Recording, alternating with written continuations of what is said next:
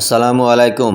আপনি যদি আপনার ইমো অ্যাকাউন্টটি ব্যবহার করতে না চান বা স্থায়ীভাবে ডিলিট করতে চান তাহলে এই ভিডিওটি আপনার জন্য। অনেকেই মনে করেন ইমো অ্যাকাউন্ট ডিলিট করা খুবই জটিল, কিন্তু আসলে এটি খুবই সহজ। চলুন জেনে নিই কীভাবে স্থায়ীভাবে আপনার ইমো অ্যাকাউন্টটি ডিলিট করবেন। মোবাইলে হোম স্ক্রিনে আসার পর ইমোতে ক্লিক করুন। অ্যাপটি এভাবে ওপেন হবে। উপরের দিকে খেয়াল করুন প্রোফাইল পিকচারে ক্লিক করুন। আবারও নিচের দিকে খেয়াল করুন সেটিংসে ক্লিক করুন। আবারও নিচের দিকে খেয়াল করুন অ্যাকাউন্টস অ্যান্ড সিকিউরিটি এই অপশনে ক্লিক করুন। উপরের দিকে খেয়াল করুন অ্যাকাউন্ট অ্যান্ড সিকিউরিটি, একদম নিচের দিকে খেয়াল করুন ডিলিট ইমো অ্যাকাউন্ট এই অপশনে ক্লিক করুন। ঠিক এরকমভাবে পেজটি ওপেন হবে। Delete account. After deleting your account the following data will be permanent deleted and can not be recovered. আপনার ডাটাগুলো পার্মানেন্ট ডিলিট হয়ে যাবে, সেটা আর রিকভার করতে পারবেন না। এগুলো দেখার পর নিচের দিকে খেয়াল করুন অ্যাপ্লাই টু ডিলিট এই অপশনে ক্লিক করুন। ঠিক এরকমভাবে আবারও পেজটি ওপেন হবে। Source delete reason. আপনি ইমো অ্যাকাউন্টটি কী কারণে ডিলিট করতে চাচ্ছেন, এখান থেকে যে কোনো একটি রিজন আপনি সিলেক্ট করতে হবে। আমি একদম নিচের দিকে imo has to many ads এই অপশনটি আমি সিলেক্ট করলাম। সিলেক্ট করার পর ঠিক এরকমভাবে আবারও পেজটি ওপেন হবে। কন্টিনিউ টু ডিলিট এই অপশনে ক্লিক করুন। ঠিক এরকমভাবে পেজটি ওপেন হবে। এখানে আপনি যে নাম্বার দিয়ে ইমো অ্যাকাউন্টটি খুলেছিলেন সেই নাম্বারটি এখানে দিতে হবে।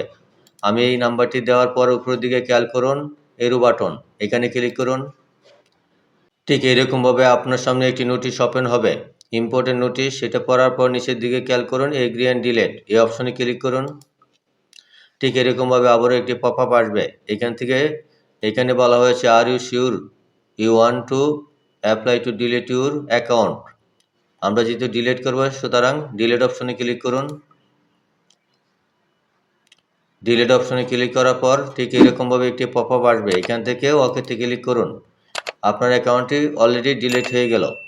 যদি এই অ্যাকাউন্টটি আপনি আবার পুনরুদ্ধার করতে চান অর্থাৎ রিঅ্যাক্টিভেট করতে চান তাহলে এখান থেকে এগ্রিতে ক্লিক করতে হবে। আর যদি সেটা রিঅ্যাক্টিভেট করতে না চান তাহলে ডিসএগ্রিতে ক্লিক করতে হবে। ডিসএগ্রিতে ক্লিক করলে আপনার অ্যাকাউন্টটি পার্মানেন্ট ডিলিট হয়ে যাবে। আর যদি রিঅ্যাক্টিভেট করতে চান তাহলে আবারও এগ্রিতে ক্লিক করুন। এগ্রিতে ক্লিক করার পর ঠিক এরকমভাবে আবার পেজটি ওপেন হবে।